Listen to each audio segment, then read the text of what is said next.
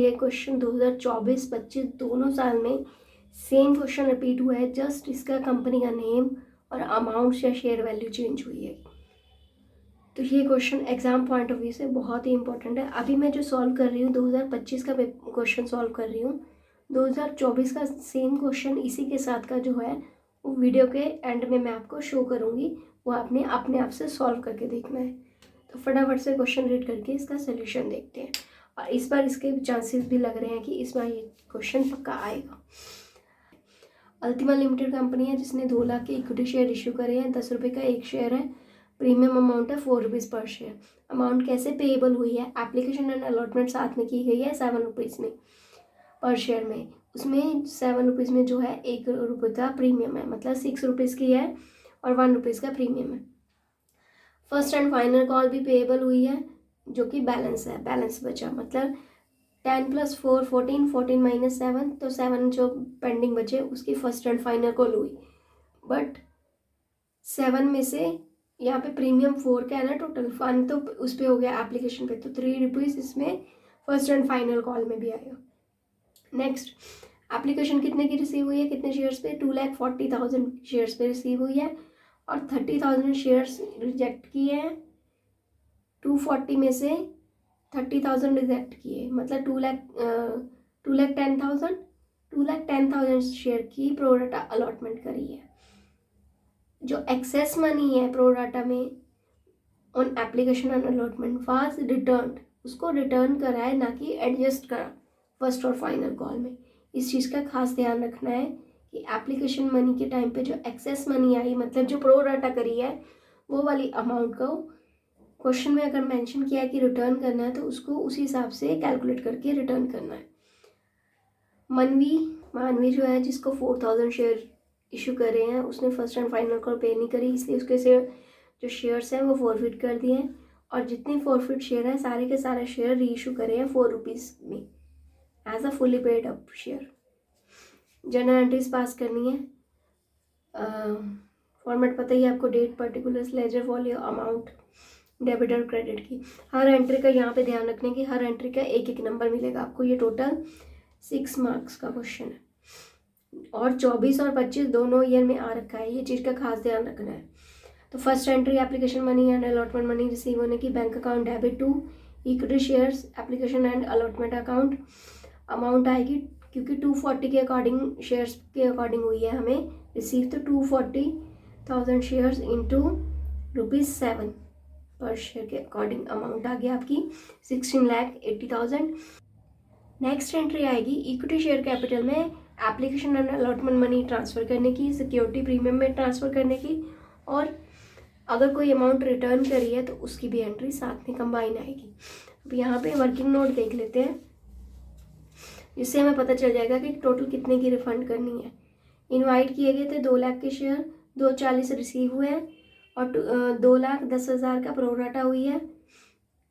और अगर देखा जाए तो 30,000 शेयर होल्डर को शेयर्स बिल्कुल नहीं मिले, तो जो रिटर्न अमाउंट आएगी वो आएगी 30,000 शेयर्स पे, प्लस 10,000 शेयर्स की जो एक्सेस मनी आई वो भी रिटर्न करनी है क्योंकि क्वेश्चन में मेंशन किया गया है। तो टोटल 40,000 शेयर 7 रुपीज़ के अकॉर्डिंग हमने रिटर्न करनी है। तो ये अमाउंट जो आएगी वो बैंक अकाउंट में आएगी।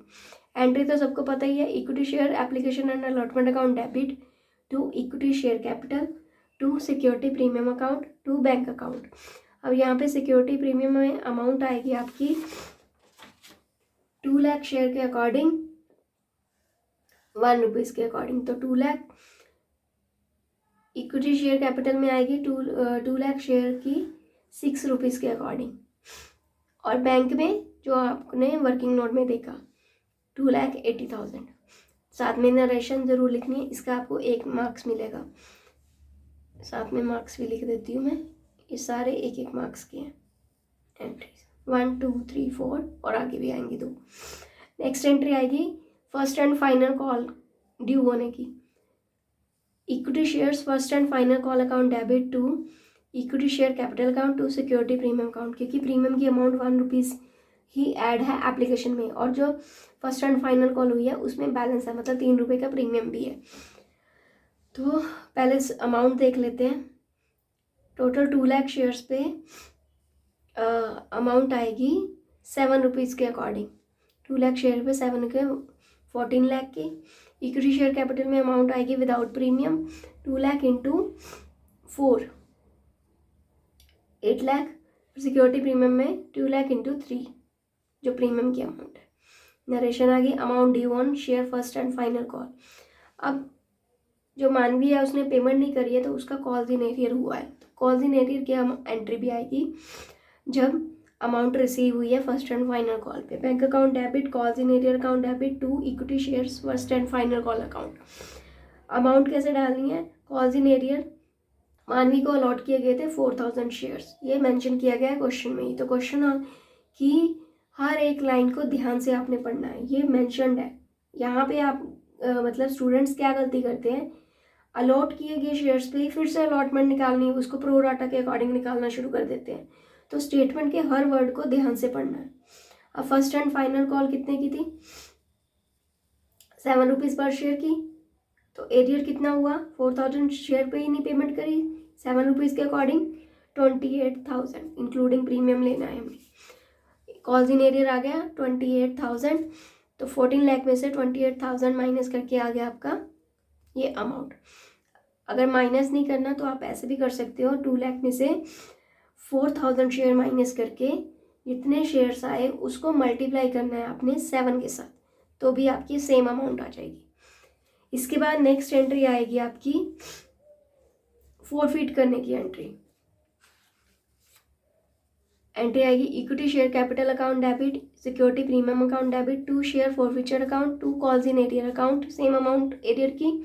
शेयर फॉरफिचर अकाउंट में अमाउंट आती है जितनी शेयर्स जो फॉरफिट किए हैं उस पर मनी रिसीव हो चुकी है, अगर यहाँ पे देखा जाए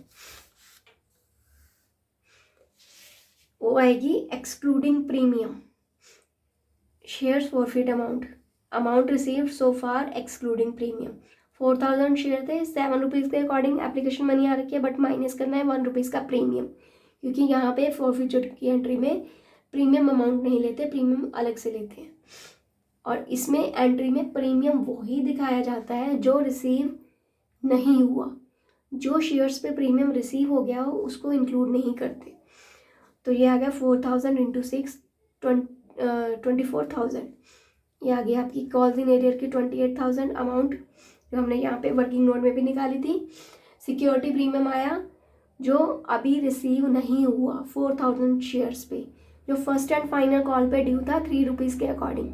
3 इंटू 4000 शेयर 12,000 शेयर। और equity share capital account debit, इसमें अमाउंट आएगी जो आपकी अमाउंट कॉल्ड अप हुई है लेस प्रीमियम, मतलब application plus allotment but premium include नहीं करना। तो 4000 शेयर पे 10 रुपीज़ एट ए पार पे देखना है हमने कितनी है कॉल्ड अप की गई 40,000।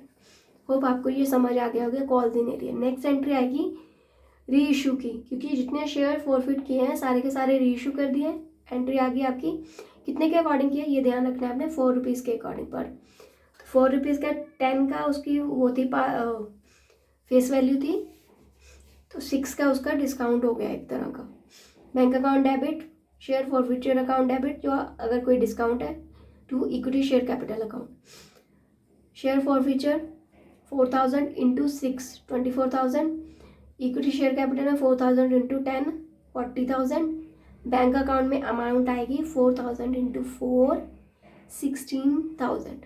अभी एक दिमाग में आपके क्वेश्चन आ रहा होगा कि हम लास्ट में एंट्री कैपिटल रिजर्व की भी करते हैं जब री इशू करते हैं, कि जितना री इशू करने पे प्रॉफिट हुआ है उसको हमने कैपिटल रिजर्व में ट्रांसफ़र करना होता है।